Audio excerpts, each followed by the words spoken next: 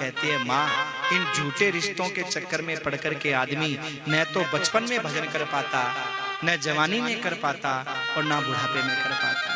क्यों? बोले बचपन में खेलने खाने की उम्र समझता है। किसी बच्चे से कहो भजन की तो क्या बोलेगा? खेलने खाने की उम्र। बचपन में खेलने खाने की उम्र समझता है और जवानी में बच्चों के पालने की उम्र। बोलो, बच्चे छोटे हैं, कथा सुनने आना महाराज, आएंगे, बच्चे छोटे हैं अभी। अब आ गया बुढ़ापा, तो क्या बुढ़ापा में भजन कर लोगे? नहीं कर सकते मेरे भाई। भागवत के तृतीय स्कंद के 30वें अध्याय के और इस महाराज 13वें श्लोक के अंदर कपिल नारायण भगवान कहते हैं माँ, जो बचपन में भजन नहीं किया, जवानी में भजन नहीं किया, बुढ़ापे में भी नहीं कर सकता। कारण क्या है? बोले बुढ़ापे में जिन बच्चों के लिए तुमने ये कोठियां बनाई हैं, कारें लाई हैं, बड़ी बड़ी फैक्ट्रियां लगाई हैं, उन बच्चों ने तिरस्कार कर दिया। इस श्लोक में कहा है, नाद्रियन्ते यथा पूर्वम कीनासाइव गोचरम एवं स्वभरणा कल्प तत्कलत्रादयस्तथा। हे माँ, जिन बच्चों के भरण पालन पोषण में ये जीव लगा रहा, जवानी में बुढ़ापा आते आते बच्चों ने तिरस्कार कर दिया। जैसे उदाहरण दिया, कीनासा इव गोचरम। उदाहरण क्या दिया कि जैसे बैल बूढ़ा हो जाए तो किसान उपेक्षा कर देता है, ऐसे ही माँ बाप जब बूढ़े हो जाते हैं तो इंसान उपेक्षा कर देता है। बताओ कैसे भजन करोगे? गालियां दोगे तो भजन करोगे महाराज। हमारे यहाँ एक पोद्दार जी रहते थे आश्रम पे, बहुत अरबपति खरबपति फॉर्म थी कभी तो, पर बुढ़ापे में बच्चों ने निकाल दिया। 4-4 5-5 औलाद होने के बाद भी पूरा जीवन हमारे गुरुजी के आश्रम में काटा महाराज उन्होंने। तो वो अपने बच्चों को गालियां, मैं कहता बाबा भजन करो। अरे काय का भजन, कहाँ राम राम होता तो ये दशा करता है मेरी, ऐसे बोला करते। फिर बोलते थे, देखना महाराज मैं तो चला जाऊंगा पर मेरे बच्चों के एक एक हाथ के प्लास्टिक के कीड़े पड़ेंगे। तो मैं बोलता पोद्दार जी ये प्लास्टिक के कीड़े क्यों? तो बोलता महाराज एक कीड़ा तो दवाई से खत्म हो सके, पर प्लास्टिक का कीड़ा दवाई से भी नहीं मरेगा। मतलब ऐसे कीड़े होंगे जो दवाई से भी नहीं मरे, प्लास्टिक के कीड़े पड़ेंगे, ऐसे महाराज बोला करते थे। अब बताओ महाराज, बच्चों ने धोखा दे दिया। साफ लिखा है भैया संसार में ऐसा होता है, पर समझदार आदमी हुए जो भगवान का भजन करे, और मूर्ख हुए जो ऐसे गाली दे महाराज। आप कहोगे भाई महाराज जी आपने गंगापुर सिटी में ऐसा देखा कि हमारे बच्चे तो बहुत योग्य हैं। बहुत अच्छी बात है, योग्य हैं तभी आप कथा सुन रहे हो, तभी आप करवा रहे हो। हमारे गोयल जी के बच्चों को देखो कितने अच्छे बच्चे हैं परिवार में। आप सबके बच्चे तो बहुत अच्छे हैं, मान लिया अच्छे हैं, क्योंकि मुझे दोबारा भी आना है। हाँ। मैं कौन जो ये कह दूं कि यहाँ पे एक भी आदमी खराब है। सब बहुत अच्छे हैं हमारे, सब बहुत अच्छे हैं।